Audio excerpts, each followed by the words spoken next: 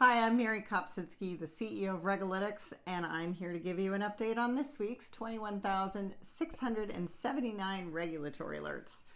The topic of the week is pharmacy benefit managers. Not sure if any of you saw the big expose in the New York Times, but pharmacy benefit managers are supposed to negotiate with drug companies directly and then work with insurance companies to reduce costs by identifying which drugs are the most economical.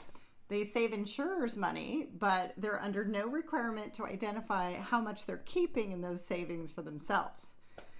Also, there was a big Supreme Court case in 2020. I'm not going to get into the specifics of what happened, but basically the Supreme Court said that PBMs can't evade state consumer protection rules under a special federal exemption. So the states have gone nuts on pharmacy benefit manager rules and regs. And one state this week, Arkansas, filed a lawsuit against some big PBMs for their role in causing the opioid epidemic in Arkansas. The lawsuit alleges that the PBMs fueled the epidemic by increasing opioid utilization, operating online retail pharmacies that dispense billions of opioids, and failed to take action despite being aware of the crisis.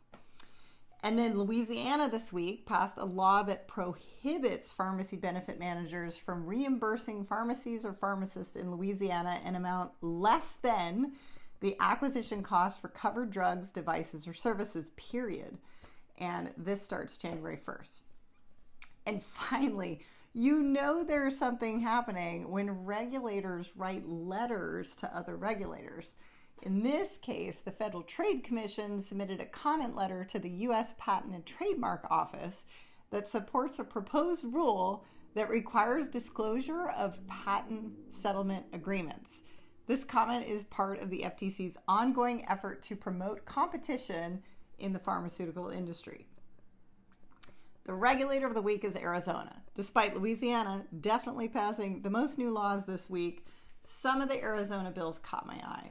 And of course, one of them was a new law passed that introduces regulations for virtual manufacturers of prescription drugs and devices. But the interesting one to me were new criminal sentencing laws in the state that provided for the death penalty in certain murder and sexual abuse of minor cases.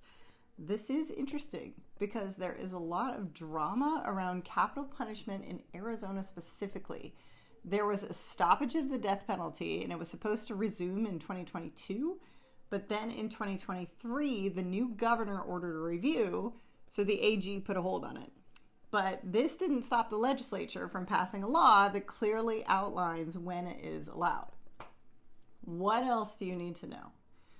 Well, to my friends working there or previously worked there, which is many of you, Citibank got an official deficiency mark on its resolution and recovery plan, while B of A, JPM, and Goldman had weaknesses.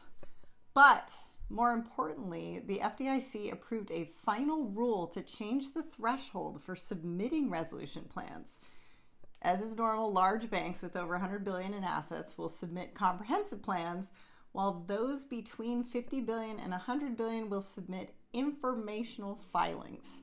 The final rule will take effect in October with the first submissions expected next year, so everyone, have fun. The SEC put out new guidance on 8Ks, specifically addressing the reporting requirements for material cybersecurity incidents. Companies must file within 4 business days of determining an incident's materiality. I remind you, this is pretty much every single publicly traded company. Last alert of note, New Hampshire is repealing its autism registry. The new law directs the State Department of Health and Human Services to destroy individual records contained in the registry. And that's it for RegAlytics. We have all of the world's regulatory alerts in one very easy to use place, and allows me to give you this update every single week. If you need a solution for anything related to regulation, give us a call.